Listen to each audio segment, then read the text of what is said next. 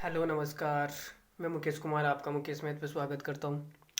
तो आपको LCM and HCF के तीनों पार्ट कैसे लगे ये आपने बताया नहीं। एलसीएम एंड एचसीएफ के 3 पार्ट अपलोड हो चुके हैं, तो तीनों पार्ट को आप देखिए और वीडियो को एंजॉय कीजिए और समझ में आ रहा है नहीं आ रहा है ये भी ज़रूर बताइएगा। आज हम आपके सामने लेकर आ रहे हैं पार्ट नंबर 4, जिसमें हम मॉडरेट टाइप के सवाल करेंगे। मॉडरेट का मतलब ना तो हार्ड होंगे और ना ही बेसिक होंगे, ठीक है, ना ही सरल होंगे, ठीक है। तो मॉडरेट लेवल पे ये वीडियो बनाया जा रहा है। तो पहला ही सवाल आपके सामने है। आज का पहला सवाल, the greatest number which when divides 989 and 1327 leave remainder 5 and 7 respectively. तो इसमें देखो ग्रेटेस्ट नंबर पूछ रहा है। ग्रेटेस्ट नंबर का मतलब क्या होता है? एचसीएफ। तो ये मैंने जब थ्योरी बेस्ड सवाल करवाए थे, ये पहला सवाल तो थ्योरी बेस्ड है, ज़्यादा हार्ड भी नहीं है, ठीक है। तब तक बच्चे जुड़ रहे हैं, तब तक हम थोड़े से सरल टाइप के सवाल कर लेते हैं, थ्योरी बेस्ड क्वेश्चन, ठीक है। पहले 2 सवाल थ्योरी बेस्ड होंगे, बाकी हम अपना लेवल इंक्रीज कर लेंगे, ठीक है। तो पहला ही सवाल, इसमें हमें क्या करना है कि एचसीएफ निकालना है। तो एचसीएफ निकालने के लिए क्या करते हैं, रिमाइंडर 5 एंड 7, अच्छा रिमाइंडर भी बच रहा है इसमें, तो ये तो मैंने आपको बताया था, कुछ नहीं करना है इसमें। देखो 9 8 9 में से रिमाइंडर को घटा दो, कितना आ रहा है 5, ठीक है। और आगे 1327 माइनस 7, रिमाइंडर जितना भी बच रहा है उसको घटा दो, तो यहाँ पे कितना आएगा 984, यहाँ पे आएगा 1320, ठीक है। अब आपको 984 और 1320 का एचसीएफ निकालना है, वही सवाल का क्या होगा, आंसर होगा। तो 984 और 1320 का मैंने आपको एचसीएफ निकालना सिखाया था। एचसीएफ कैसे निकालते हैं, इनके बीच का डिफरेंस। जब इसमें आप डिवीजन मेथड भी लगा सकते हो, दो ही तो संख्या है ना, 984 और 1320, तो इसका एचसीएफ आप डिवीजन मेथड से भी निकाल सकते हो, कोई बहुत बड़ी बात नहीं है। लेकिन मैं ऐसे निकाल रहा हूँ डिफरेंस से। एचसीएफ क्या होता है, इनके बीच का डिफरेंस या डिफरेंस का फैक्टर। या तो डिफरेंस हो जाएगा, इनके बीच का डिफरेंस आएगा 336। अब 336 तो ऑप्शन में कहीं है ही नहीं, तो 336 एचसीएफ नहीं होगा। 336 का कोई फैक्टर, फैक्टर का मतलब गुणनखंड, वो एचसीएफ होगा, ठीक है। तो आप ये देखो सबसे बड़ी संख्या, भाई जो एचसीएफ होता है वो सबसे बड़ी संख्या होती है। तो आप ये देखो कि 32 जो है 336 का गुणनखंड है या नहीं, फैक्टर है या नहीं। तो 336 में 32 का भाग दो 336 में, तो एक बार जाएगा, फिर 16 नहीं जा रहा, मतलब 32 इसका आंसर नहीं है। 32 को आप हटा दो, ठीक है। अब 32 के बाद में बड़ी कौन सी है, 24। 24 का भाग दो 336 में, तो 336 का भाग 24 में देने पर पूरा पूरा चला जाएगा, ठीक है। तो मुझे यहाँ से क्या पता चला है कि जो 24 है वो 336 का एक फैक्टर है, फैक्टर का मतलब गुणनखंड है। अब आप ये देखो कि 24 का भाग 984 और 1320 में जाता है या नहीं जाता, तो चेक करते हैं। 24 का भाग इसमें भी पूरा पूरा जा रहा है और 1320 में भी पूरा पूरा जा रहा है, ठीक है। तो 24 मेरा क्या हो जाएगा, आंसर हो जाएगा। इस सवाल का आंसर कितना आएगा, 24। अब अगला सवाल देखते हैं। 2 number are in the ratio 3:4, if their HCF is 4 then their LCM is. दो संख्याओं का अनुपात आपको 3:4 दिया गया है, यदि उनका मत्स्य 4 है। अब ये सोचो कि अगर उनका मत्स्य 4 है, उनका मत्स्य कितना है 4, तो वो संख्या कितनी होगी, एक तो 4x, दूसरी 4y, ठीक है। ये मेरी संख्या आ गई। अगर संख्या आ गई तो इनका लस्य कितना होगा, आप ये बताओ। इनका लस्य होगा 4xy, ठीक है। अब इनका अनुपात कितना दिया है आपको, 4x अनुपात 4y बराबर 3:4। तो 4 से 4 कट गया, तो यहाँ से x अनुपात y कितना आ गया, 3:4। मतलब x का मान कितना है 3 और y का मान कितना है 4, वो यहाँ पे रख दो। 4 गुणा 3 गुणा 4 बराबर कितना आएगा, 48, ठीक है। तो 48 मेरा क्या हो गया, इस सवाल का आंसर हो गया, ठीक है।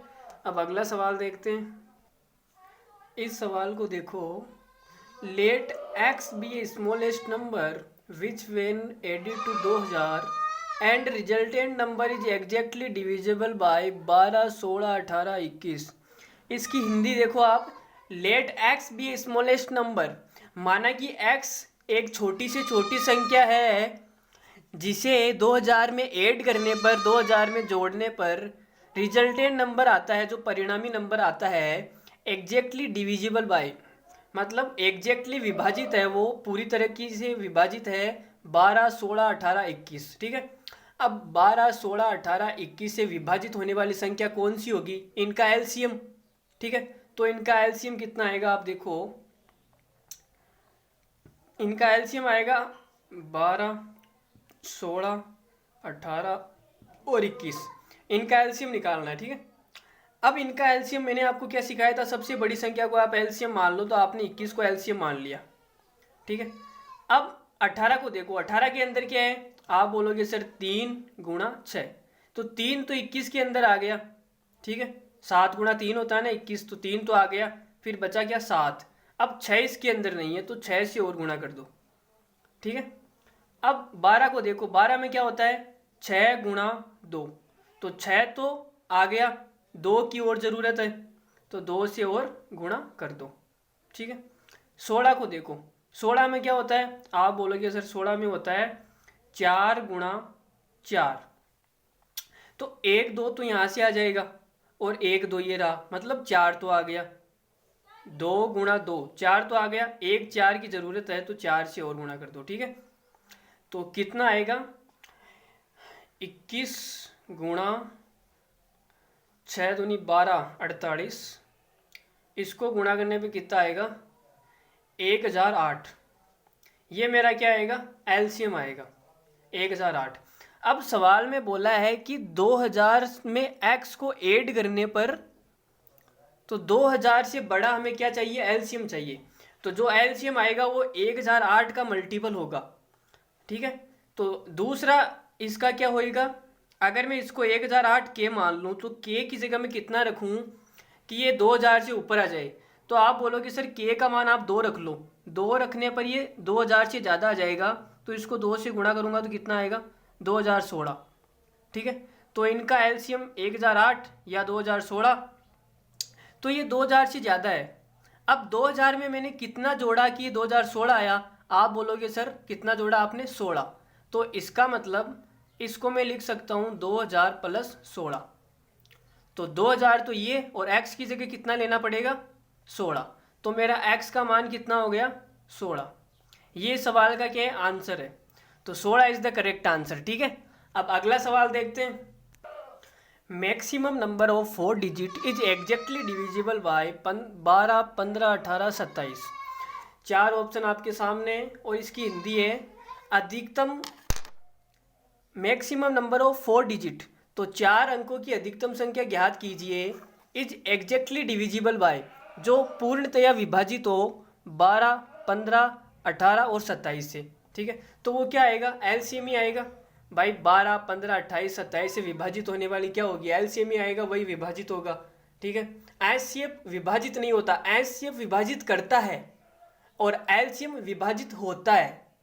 समझ रहे हो ना? तो अब इसमें आपको क्या करना है, इसमें आप ये देखो, ये सवाल मैंने तरीके से तो आपको पार्ट नंबर 3 में बताया था भाई। पिछले सेशन में मैंने आपको ये एकदम मतलब तरीके से बताया था ये सवाल। अब मैं इसको ऑप्शन से करना सिखाऊंगा कि ऑप्शन से हम कैसे करें।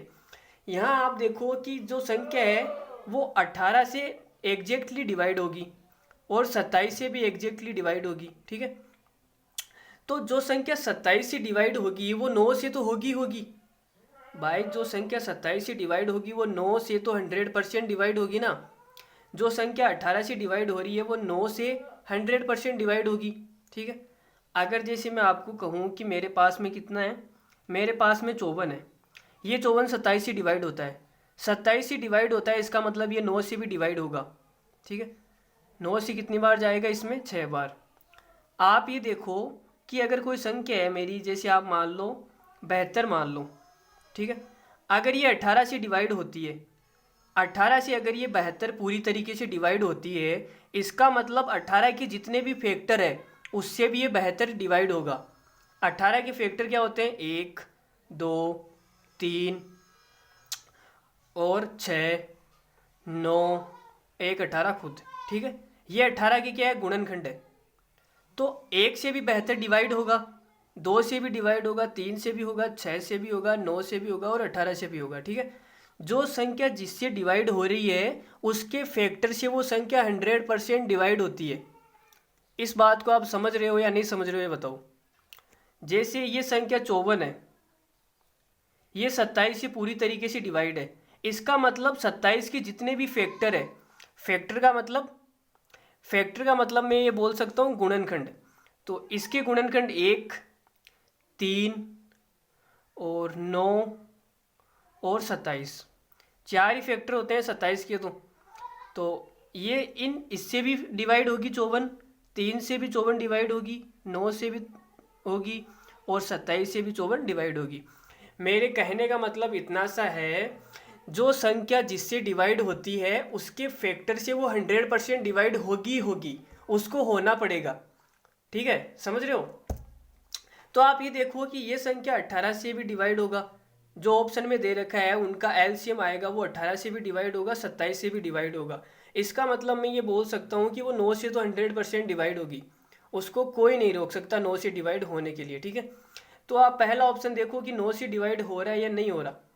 9 से डिवाइड होने का जो नियम है, वो नियम क्या बोलता है कि अगर संख्या के अंकों का योग, सम ऑफ डिजिट, अगर पूरी तरीके से 9 से डिवाइड हो रहा है तो वो संख्या भी 9 से डिवाइड होगी। इसके अंकों का योग देखो आप, इसके अंकों का योग 9 तो हो जाएगा पूरी तरीके से डिवाइड, ये 9 भी हो जाएगा लेकिन 6 बच जाएगा, तो ये इसमें रिमाइंडर कितना आएगा? 6। तो ये डिवाइड नहीं होगी, ये हमारा ऑप्शन नहीं हो सकता। ये 9 से डिवाइड हो जाएगा, ये भी 9 से डिवाइड होगी लेकिन 3 9 से डिवाइड नहीं होगा, इसका मतलब ये भी हमारा ऑप्शन नहीं है। ये 9 डिवाइड हो जाएगा, ये भी 9 से हो जाएगा लेकिन 6 बच जाएगा, तो ये भी हमारा ऑप्शन नहीं है। ये देखो 9 से डिवाइड हो जाएगा और 7 और 2 कितने होते हैं? 9, तो ये भी 9 से डिवाइड हो जाएगा। तो ये संख्या क्या आ गया? मेरा आंसर आ गया। समझे? तो वह बहुत ही गहरा सवाल है, ये थोड़ा सा डीप सोचना पड़ेगा आपको। तो ये सवाल समझ में आया नहीं आया आप कमेंट करके ज़रूर बताना। अगर नहीं समझ में आया है तो इसका मैं अलग से क्वेश्चन ऑफ द डे बनाकर चैनल पे अपलोड कर दूंगा, फिर आप देख लेना। ठीक है, तो आप कमेंट करके बताना समझ में आया या नहीं आया। तो हम अगला आगे बढ़े, तो अगला सवाल आपके कदमों में प्रस्तुत किया जा रहा है। 2 number 225 and 146 are divided by a 2 digit number, then leave same remainder, how many 2 digit number are possible. अब आप ये देखो, हाउ मैनी 2 डिजिट नंबर, यहाँ पे आप लिख लो number, how many 2 digit number are possible. ठीक है, अब इस सवाल में आपको क्या करना है कि रिमाइंडर सेम बच रहा है। मैंने आपको बताया था कि रिमाइंडर जब सेम बचे, रिमाइंडर सेम कब बचता है?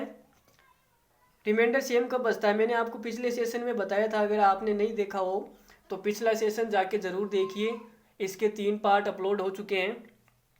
रिमाइंडर सेम जब बचता है जब किन्हीं दो संख्याओं को, जैसे 225 और 146, अगर इनको इनके बीच का जो डिफरेंस है, ठीक है, इनके बीच का डिफरेंस कितना आएगा? इनके बीच का डिफरेंस आएगा 78। अगर इन संख्याओं को मैं 78 और 78 के किसी फैक्टर से भाग दूं तो मेरा रिमाइंडर क्या आएगा? हमेशा समान आएगा। ठीक है, सवाल में दिया नहीं है कि रिमाइंडर बचता कितना है। ठीक है, नहीं तो मैं यहाँ से घटा लेता। सवाल में इतना ही दिया है कि रिमाइंडर समान बचता है, इसका मतलब हमें इनके डिफरेंस से या डिफरेंस के फैक्टर से भाग करना है। ठीक है, तो 78 के कितने फैक्टर हो सकते हैं? आप बोलोगे सर एक के बाद आएगा 13 पंजो 65, 13 छिक 78, 13 26 भी आ जाएगा, 13 दूना 26, 26 का भाग इसमें 3 बार जाएगा और 39 का भाग इसमें 2 बार जाएगा। तो इसकी कितने फैक्टर आ गए? 1, 13, 26, 39 और 1 ये खुद आ जाएगा 78। ठीक है, अब हमें सवाल में पूछता है कि 2 डिजिट नंबर आर पॉसिबल, हमें 2 अंकों वाले फैक्टर पूछ रहा है। तो 2 अंकों का ये 1 2 3 4, ठीक है। How many 2 digit number possible, तो एक संख्या, दूसरी संख्या, तीसरी संख्या, चौथी संख्या। तो यहाँ पे मैं बोल सकता हूँ कि कितनी संख्या पॉसिबल है। आप बोलोगे सर 4 संख्या पॉसिबल है, ठीक है। इस सवाल का आंसर क्या होगा, 4। वो 4 कौन कौन सी संख्या है आप यहाँ पे देख लो, ठीक है। 13 26 39 78। तो इस सवाल का आंसर कितना आएगा, 4, ठीक है। अगला सवाल आपकी आंखों में देखिए। 2 number 875 and 2272 are divided by a 3 digit number and lives same remainder in each case, find the sum of digit of that number. अब सवाल में पूछ रहा है कि 875 और 2272 को किस संख्या से भाग दिया जाए। भाग हमेशा एलसीएम का देते हैं, समझ में आई बात। और एलसीएम में भाग किसका देते हैं, संख्या का देते हैं, ठीक है। मेरे कहने का मतलब ये है कि एलसीएम हमेशा विभाजित होता है, ठीक है, और एचसीएफ हमेशा विभाजित करता है, समझे इस बात को। तो 875 और 2272 सेम रिमाइंडर बच रहा है। तो ये सवाल तो मैंने अभी आपको बताया था, ऊपर करवाया था, वही सवाल है। तो ये कुछ नहीं करना, इनके बीच का डिफरेंस ले लो आप। तो 875 और 2272, इनके बीच का डिफरेंस कितना आएगा। इनके बीच का जो डिफरेंस आएगा वो हमारा क्या हो जाएगा, एचसीएफ। तो इनके बीच का डिफरेंस आएगा 1397, ठीक है। अब 1397 आप ये डिवाइड नहीं होगा, 2272 भी नहीं होगा। तो मुझे 1397 का कोई फैक्टर लेना पड़ेगा। भाई 1397 एचसीएफ नहीं है। अगर एचसीएफ होता भी तो सवाल में दिया है कि 3 अंकों की संख्या, तो मुझे ऐसा फैक्टर लेना पड़ेगा इसका जो 3 अंकों का होता है। तो इसके फैक्टर जो ऐसे फैक्टर करने हैं मुझे जो 3 अंकों का हो। कितने अंकों का, 3 अंकों का। 1397 एचसीएफ क्यों नहीं है, तो 1397 एचसीएफ इसलिए नहीं है, एचसीएफ कभी भी संख्या से बड़ा नहीं हो सकता। तो ये तो 875 से बड़ा आ रहा है, एचसीएफ कभी भी संख्या से बड़ा नहीं हो सकता। 1397 875 से बड़ा आ रहा है, इसका मतलब 1397 मेरा एचसीएफ नहीं है। तो 1397 का कोई फैक्टर मेरा एचसीएफ होगा। अब ये देखो, इसको 1 से डिवाइड करो तो 1397 आ जाएगा। 2 से डिवाइड ये होगा नहीं। 3 से डिवाइड करने के लिए इसके अंकों का योग चेक करो, 3 से भी डिवाइड नहीं होगा। 4 से, अगर 2 से नहीं हुआ तो 4 से भी नहीं होगा, 5 से भी नहीं होगा। 6 से डिवाइड करो, 6 से भी नहीं होगा। 7 से डिवाइड करके एक बार चेक कर लो, 7 से डिवाइड करेंगे तो 7 से भी डिवाइड नहीं हो रहा है यार। ये किससे डिवाइड होगा फिर, 8 से नहीं होगा, 9 10 11 से डिवाइड करके चेक करो इसको। 11 से डिवाइड करेंगे तो एक बार जाएगा, फिर 11 से 2 बार जाएगा। 11 से डिवाइड करने पर, हाँ 11 से डिवाइड हो जाएगा। ये 1 to 7 आ गया, 1 to 7। जब मैंने इसको 11 से डिवाइड किया तो कितना आ गया, 1 to 7, ठीक है। इसका मतलब 127 मेरा इसका फैक्टर है। 127 आप ये देखो 3 अंकों का ही तो आ रहा है, ठीक है। 3 अंकों का हमें सवाल में पूछा है, तो ये मेरा क्या हो जाएगा, एचसीएफ हो जाएगा 127, 3 अंकों वाला। अब सवाल में दिया है कि अंकों का योग ज्ञात करो, सम ऑफ डिजिट। तो भाई अंकों का योग ज्ञात करने में कौन सी बड़ी बीमारी है। देखो 1 + 2 + 7, तो कितने हो गए, 7 3 10। 10 इस सवाल का क्या आ जाएगा, 10 इस सवाल का फाइनल आंसर आ जाएगा, ठीक है। तो हम आगे बढ़ते हैं अगले सवाल की तरफ। चलो देखो अगला सवाल देखते हैं। बहुत ही खूबसूरत और सुंदर सा सवाल आपके सामने प्रस्तुत किया जा रहा है। If LCM of 2 number is twice of bigger number and difference of LCM and smaller number is 4, find smaller number. तो ये सवाल आपको, ये सवाल किसी एग्जाम में आया हुआ है शायद, मुझे याद नहीं है किस एग्जाम में आया हुआ है, लेकिन ये सवाल एग्जाम में आया हुआ है, ठीक है। तो देखो इस सवाल को करो, कैसे करोगे। अरे भाई इसमें वो लगाना है, पहली संख्या गुणा दूसरी संख्या बराबर एचसीएफ गुणा एलसीएम। तो आप ये मान लो कि आपके पास में दो संख्या है, एक संख्या तो आपके पास में बड़ी संख्या जिसको लिख रहा हूँ मैं बड़ी संख्या, गुणा दूसरी संख्या क्या है, छोटी संख्या जिसको मैं क्या लिख रहा हूँ, छोटी संख्या। ठीक है, बराबर पहली संख्या गुणा दूसरी संख्या बराबर एलसीएम। सवाल में बोला है कि एलसीएम बड़ी संख्या का दोगुना है, तो एलसीएम को मैं क्या लिख सकता हूँ, 2 गुणा बड़ी संख्या, ये मैं लिख सकता हूँ। आप बोलोगे सर ठीक है, एलसीएम आ गया मेरा। अब गुणा में आएगा, ये मेरा क्या है, एलसीएम। आपको मैं लिख देता हूँ, ये मेरा क्या है, एलसीएम है। ठीक है, और ये मेरी पहली संख्या है और ये मेरी दूसरी संख्या है। भाई मैंने बड़ी और छोटी इसलिए लिख ली ताकि सवाल में यही तो बोला है ना, बड़ी संख्या छोटी संख्या का दुगुना, तो मैंने बड़ी और छोटी मान ली, कोई दिक्कत नहीं है। ऐसा लिखने में आप कैसा लिख लो, समझ में आना चाहिए। समझ में आ रहा है ना। तो पहली संख्या गुणा दूसरी संख्या बराबर एलसीएम, एलसीएम बड़ी संख्या का दुगुना है। अब सवाल में आगे बोल रहा है कि एलसीएम और छोटे नंबर का अंतर 4 है। अब आप इस चीज़ को समझो, यहाँ पे देखो, यहाँ पे मैं एक चीज़ लिख रहा हूँ, चूंकि 3 बिंदी लगाने को बोलते हैं, चूंकि एचसीएफ और छोटे नंबर का अंतर 4 है। मुझे ये बताओ कि एचसीएफ बड़ा होगा या छोटा नंबर है वो बड़ा होगा। एचसीएफ कभी भी संख्या से बड़ा नहीं हो सकता।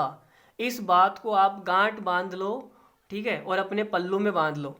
ठीक है, इस बात को अपनी खोपड़ी में घुसा लो आप कि एचसीएफ और छोटे नंबर का अंतर 4 अगर दिया गया है तो एचसीएफ कभी भी संख्या से बड़ा नहीं हो सकता। ठीक है, तो आप इस बात को अपने दिमाग में डाल लो। देखो, अब एचसीएफ अगर संख्या से बड़ा नहीं हो सकता, इसका मतलब छोटी संख्या माइनस एचसीएफ अंतर हो गया बराबर कितना आएगा, 4। तो यहाँ से मेरा एचसीएफ कितना आ जाएगा, एचसीएफ आ जाएगा मेरा छोटी संख्या माइनस 4 बराबर एचसीएफ। ये मेरा एचसीएफ आ गया। अब इस एचसीएफ को मैं यहाँ पे लिख रहा हूँ, ध्यान से देखना आप, एचसीएफ को मैं यहाँ पे लिख रहा हूँ, एलसीएम गुणा एचसीएफ। तो ये आएगा छोटी संख्या माइनस 4, ये मेरा क्या आ गया, एचसीएफ। ठीक है, अरे भाई एक बच्चा कमेंट करके बोल रहा है कि सर खोपड़ी का मतलब क्या है। अरे भाई खोपड़ी मतलब अपने दिमाग में डाल लो इस बात को। कहने का मतलब मेरा ये था कि इस बात को आप याद कर लो। ठीक है, एचसीएफ कभी भी संख्या से बड़ा नहीं हो सकता। छोटी छोटी चीज़ें हैं, इन्हीं पे सवाल आते हैं। और क्या है, आप क्या समझते हो मेंस में कोई हार्ड सवाल आते हैं? अरे मेंस में कुछ हार्ड सवाल नहीं आते, छोटे छोटे सवाल आते हैं, छोटी छोटी बातों पर सवाल आते हैं। आपको कुछ बातें ध्यान नहीं होती तो आप गलत कर दोगे। अब एक बच्चा अगर इसको ऐसे लिख लिया, एचसीएफ माइनस छोटी संख्या बराबर 4, तो एचसीएफ को क्या लिखेगा, 4 माइनस छोटी संख्या, तो फिर सवाल गलत हो जाएगा ना। तो ऐसे नहीं करना। अब आप देखो कि बड़ी संख्या से बड़ी संख्या कट गई। ठीक है, अब यहाँ पे छोटी संख्या बची, तो मेरा छोटी संख्या बराबर क्या आ गया, बराबर 2 को मैं अंदर गुणा कर रहा हूँ, 2 छोटी संख्या माइनस 8। अब छोटी संख्या को उधर ले जाओ, 8 को इधर ले जाओ, तो 8 बराबर क्या आएगा, छोटी संख्या उधर जाके 1 कम हो जाएगी तो क्या आ जाएगा, छोटी संख्या बराबर 8 आ गया। ठीक है, तो मेरा छोटी संख्या क्या आ गई, 8। सवाल में क्या पूछा है, फाइंड स्मॉलर नंबर, तो भाई स्मॉलर नंबर तो यही है ना, 8। ठीक है, अब अगला सवाल आपकी आंखों के अंदर आ रहा है, आंखों को बंद कर लेना भाई, सवाल अंदर नहीं चला जाए कहीं। ठीक है, बहुत ही सुंदर और सुशील सा सवाल आपकी आंखों में। If HCF and LCM of 2 number are 17 and 408, how many number are possible for such type. अब मैंने आपको बताया था कि अगर किसी संख्या का एचसीएफ एच है तो वो संख्या क्या होगी, H x and H y. यहाँ पे एचसीएफ आपको कितना दे रखा है, 17। तो मैं संख्या को मान लेता हूँ कि मेरी संख्या कितनी कितनी होगी, 17x व 17y। ठीक है, जहाँ x और y में कुछ भी कॉमन नहीं है, जो कॉमन था वो एचसीएफ के अंदर आ गया।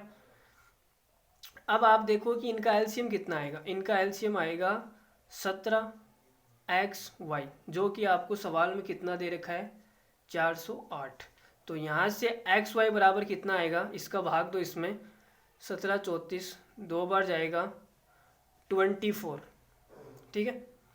xy बराबर आपके पास में कितना आया, 24।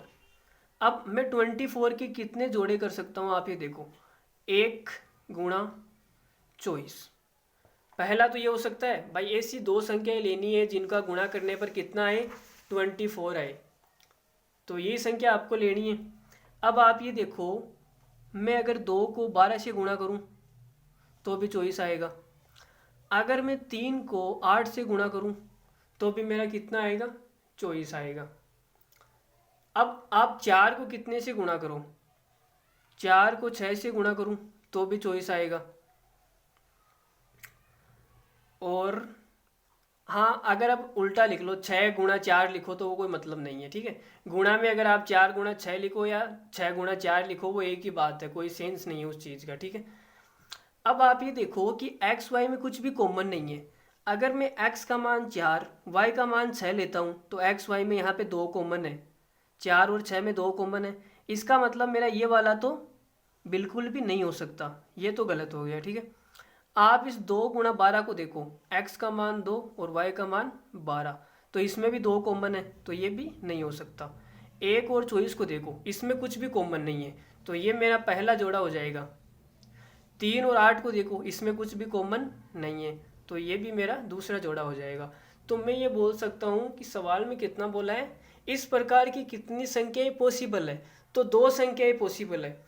एक तो अगर मैं एक चॉइस ले लूँ एक्स वाई का मान, तो यहाँ से 17x और 17y का अलग अलग मान आएगा, 2 संख्याएं तो वो आ जाएगी, एक जोड़ा आ गया, एक पेड़ आ गया। अगर मैं 3 और 8 ले लूँ तो एक पेड़ यहाँ से आ जाएगा, मतलब 2 पेड़ पॉसिबल है। तो इस प्रकार की 2 संख्याएं क्या है, 2 संख्याएं पॉसिबल है इस प्रकार की। तो इस सवाल का आंसर कितना हो जाएगा, 2। तो हम अगला सवाल देखते हैं। ये सवाल काफ़ी अच्छा था शायद, है ना, मतलब बहुत बढ़िया सवाल है ये, मुझे बहुत अच्छा लगा, आपको लगा या नहीं लगा, लेकिन मुझे बहुत अच्छा लगा ये सवाल। चलो अब अगला सवाल देखते हैं। ये सवाल देखो उसी टाइप पे सवाल है जो पहले करवाया था, लेकिन इसमें थोड़ा सा अलग है। If HCF of 2 number is 4 and sum of both number is 36, how many pairs are possible. अब अगर एचसीएफ 4 है तो संख्या मेरी क्या हो जाएगी, एक संख्या तो हो जाएगी 4x और दूसरी 4y, ठीक है। अब सवाल में बोला है कि उनका योग 36 है, तो यहाँ से मेरा क्या आ जाएगा, 4x प्लस 4y बराबर कितना है, 36। तो यहाँ से 4 कॉमन ले लूँ मैं, तो x प्लस वाई बराबर कितना आ जाएगा, 36। तो यहाँ से x प्लस वाई बराबर कितना आ गया, 9। x प्लस वाई का मान कितना आ गया, 9। अब आप x प्लस वाई की जगह आपको मान लेने हैं, ठीक है। तो आप क्या क्या मान ले सकते हो, x प्लस वाई की जगह आपको मान रखने हैं, तो आप क्या क्या मान रख सकते हो। अगर मैं x की जगह 1 लिखूं और y की जगह कितना लिखूं, आप बोलोगे सर 8, तो 9 हो जाएगा। अगर यहाँ पे 2 और यहाँ पे 7, यहाँ पे 3 और यहाँ पे 6, तो भी 9 हो जाएगा। अगर यहाँ पे मैं 4 ले लूँ और यहाँ पे 5 ले लूँ तो भी 9 हो जाएगा। अब यहाँ पे 5 और यहाँ पे 4, तो वो एक ही बात हो जाएगी, 4 5 लो या 5 4 लो, एक ही बात है, ठीक है। सीक्वेंस का इसमें कोई वो नहीं है, मतलब ये कोई सीक्वेंस पे डिपेंडेंसी नहीं है इसकी थोड़ी बहुत भी। तो आप ये देखो कि 1 और 8 में कुछ कॉमन है क्या, भाई x और y में कुछ भी कॉमन नहीं होना चाहिए। तो 1 और 8 में कुछ कॉमन है क्या, आप बोलोगे सर नहीं है, तो एक जोड़ा तो यहाँ से बन जाएगा 1 और 8 का। 2 और 7 में कुछ कॉमन है क्या, आप बोलोगे सर नहीं है, एक जोड़ा यहाँ से आ जाएगा। 3 और 6 में कुछ कॉमन है क्या, ये बताओ, 3 और 6 में कुछ कॉमन है क्या, तो आप बोलोगे सर 3 कॉमन है, तो ये जोड़ा नहीं होगा, इसको हटा दो। 4 और 5 में कुछ कॉमन है क्या, नहीं है, तो ये हो जाएगा। तो कितने जोड़े पॉसिबल हो गए, 3, 1 2 3। तो इस सवाल का आंसर होगा कि 3 पेयर्स आर पॉसिबल। क्या आंसर आ जाएगा, 3 पेयर्स आर पॉसिबल। तो 3 जोड़े संभव है। तो इस सवाल का आंसर कितना आएगा 3। सवाल समझ में आया या नहीं आ रहा? अरे भाई जो पढ़ा रहा हूँ वो समझ में आ रहा है या नहीं आ रहा, आप कमेंट करके ज़रूर बताना। और वीडियो पसंद आए तो पसंद भी करना। तो हम अगला सवाल देखते हैं। अगला सवाल बहुत ही खूबसूरत और सुंदर होने वाला है, सुंदर के साथ में सुशील भी हो। तो देखो अगला सवाल, if HCF and LCM of two number are 5 and 495, if sum of both number is 100, find difference of them. ये सवाल तो हमने शायद पहले देख लिया है, शायद भाई पिछले सेशन में ये सवाल हमने देख लिया है। ये सवाल तो हो गया शायद। चलो अब आ ही गया है तो एक बार और कर लेंगे। एचसीएफ आपको कितना दे रखा है 5, तो संख्या मेरी क्या हो जाएगी 5x और 5y। ये मेरी संख्या आ गई। अब सवाल में दिया है कि इनका एलसीएम, ये सवाल हमने शायद पिछले सेशन में कर लिया है। इनका एलसीएम आपको कितना दे रखा है 495, तो XY बराबर कितना आ जाएगा 99। अब यहाँ पे एक चीज़ और दे रखी है आपको कि दोनों का सम, तो 5x प्लस 5y बराबर 100, तो यहाँ से x प्लस वाई बराबर कितना आ जाएगा 20। हाँ ये सवाल हो गया है, मुझे याद है x प्लस वाई बराबर 20 आया था, ये सवाल हो चुका है। हमने उसमें 11 और 9 निकाला था x और y का मान, याद आया कुछ? तो सवाल में पूछा गया फाइंड डिफरेंस ऑफ देम, मतलब उनके बीच का डिफरेंस पूछा है। तो अब ये देखो कि गुणा करने पर तो आए 99 और जोड़ने पर आए 20, तो 11 इंटू 9 99 और 11 9 कितने हो गए 20। तो यहाँ पे संख्या क्या हो जाएगी मेरी 11, x की जगह 11 और y की जगह 9। तो डिफरेंस निकालना है तो 5 कॉमन ले लो, x माइनस वाई, ये डिफरेंस आएगा। x की जगह 11 और y की जगह 9, तो बराबर आ जाएगा 5 इंटू 11 माइनस 9 बराबर 2, 10 इस सवाल का क्या हो जाएगा आंसर हो जाएगा। ये सवाल हो चुका है, दोबारा रिपीट हो गया। चलो कोई ना, अगला सवाल देख लेते हैं। अगला सवाल देखने से पहले कुछ थ्योरी देख लो आप, थोड़ी सी थ्योरी बच गई थी पिछले सेशन में, मैंने बताई नहीं थी। फ्रैक्शन का एलसीएम कैसे निकालते हैं। यहाँ पे आप देखो एलसीएम ऑफ फ्रैक्शन, फ्रैक्शन का मतलब क्या होती है भिन्न। फ्रैक्शन का एलसीएम कैसे निकालते हैं, इनका एलसीएम जैसे अगर आपको a/b c/d और e/f दिया जाए तो कैसे निकालेंगे। LCM of numerator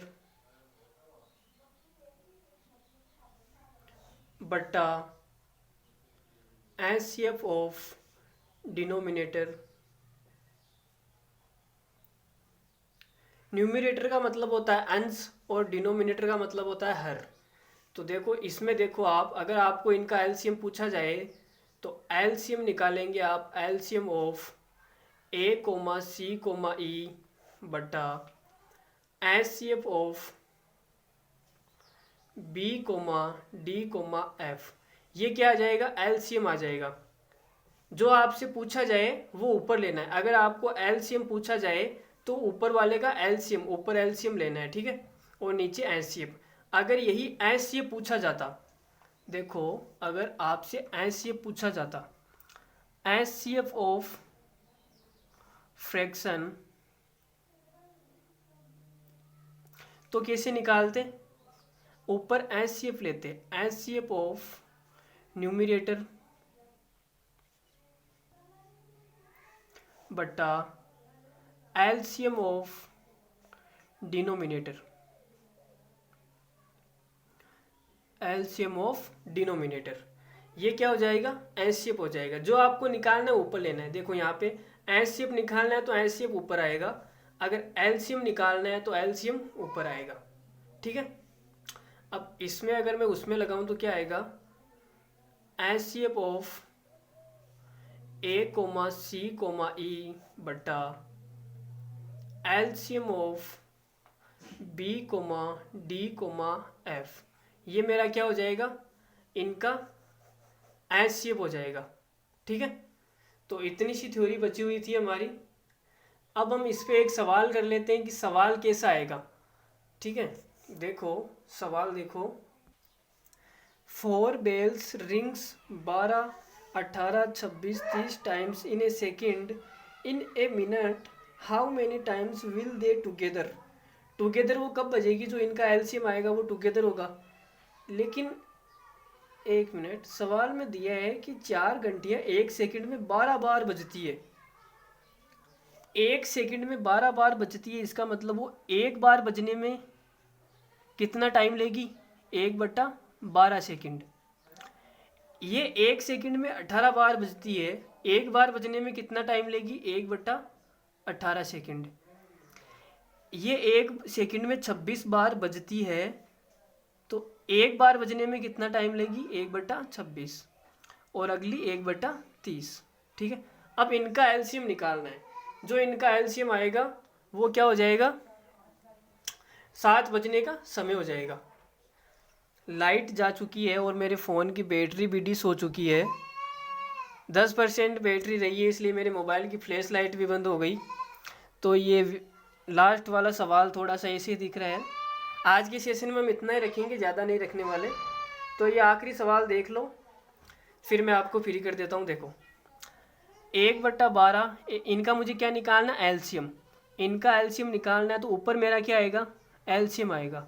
LCM of numerator, तो 1 1 1 1, इनका एलसीएम बट्टा नीचे क्या आएगा, एचसीएफ आएगा। एचसीएफ ऑफ 12, 18, 26 और 30। तो मेरा आंसर एलसीएम 1 1, ऊपर तो 1 आ जाएगा, और नीचे एचसीएफ कितना आएगा, यहाँ पे देखो एचसीएफ तो 2 आएगा। 2 कैसे आएगा, आप देखो 12 और 18 के बीच का डिफरेंस कितना है, 6। तो जो भी एचसीएफ आएगा या तो 6 होगा या 6 का कोई फैक्टर होगा। तो 6 इसको डिवाइड नहीं करता 26 को, तो 6 तो मेरा एचसीएफ होगा नहीं। अब 6 का फैक्टर और क्या होता है, 3 3 भी 26 से डिवाइड, 26 को 3 डिवाइड नहीं करता ना, तो 3 भी नहीं होगा, 2 हो जाएगा फिर। तो 2 मेरा एचसीएफ आ जाएगा। तो ये मेरा इनका क्या आ गया, एलसीएम आ गया। ये 4 फ्रैक्शन आपको जो दी गई है, इनका मेरा क्या आ गया, एलसीएम आ गया 1/2, 1/2 सेकंड। तो हर 1/2 सेकंड में एक साथ बजती है, क्या एक साथ बजती है। अब मुझे बताओ 1 मिनट में ये कितनी बार बजेगी। तो 1 मिनट का मतलब 60 सेकंड, भाई आधी सेकंड में एक साथ बजती है। तो 1 सेकंड में 2 बार एक साथ बजेगी, तो 60 सेकंड में कितनी बार बजेगी। आप बोलोगे सर 60 से डिवाइड कर लो।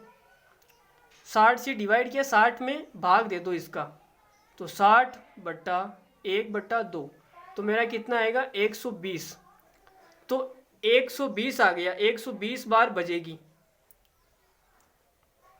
60 सेकंड में ये एक साथ कितनी बार बजेगी, 120 बार। अब जब मैंने इनको छोड़ा था घंटियों को, तब मैंने एक साथ बजा कर ही छोड़ा था, तो वो वाला इसमें काउंट नहीं किया, तो वो भी हमें इसमें ऐड करना पड़ेगा। इस प्रकार के सवालों में हमेशा ऐड करना ही पड़ेगा। तो मेरा फाइनल आंसर क्या आ जाएगा इस सवाल का, 121। 121 क्या है मेरे सवाल का फाइनल आंसर। ठीक है, अब आप थोड़ी सी बात और जान लो यहाँ पर, मतलब डेसिमल का हम क्या निकालते हैं, एलसीएम और एचसीएफ कैसे निकालते हैं। डेसिमल का मतलब दशमलव संख्या है। जैसे आपको बोल दिया जाए, सवाल हम इस पे कल करेंगे, आप तो बस ये थोड़ा सा समझ लो, बाकी कल देखेंगे। एलसीएम आप हेडिंग लगा लो, LCM and HCF of decimal number. Decimal number का मतलब दशमलव संख्या जो होती है, इनका एलसीएम कैसे निकालते हैं। तो देखो मैं आपके सामने एग्जांपल ले रहा हूँ, 0.6, 0.36 और 1.8। इनका आपको एलसीएम निकालना है। एलसीएम निकालने के लिए आप इनको फ्रैक्शन में चेंज कर लो। फ्रैक्शन में चेंज करूँगा तो ये आ जाएगा 6/10, ये आ जाएगा 36/100, और ये आ जाएगा 18/10। अब फ्रैक्शन का एलसीएम तो आपको निकालना आता ही है, ठीक है। लेकिन इसमें आपको एक चीज़ और ध्यान रखनी है, एलसीएम जब डेसिमल का निकालते हैं तो इनके अंदर जो हर होता है वो समान होना चाहिए। यहाँ पे 100 है और यहाँ पे 10 है, तो आप एक काम करो, सबको 100 बना लो, यहाँ पर भी 0 चिपका दो, 100 हो गया, और यहाँ पर भी 0 चिपका दो, 100 हो गया।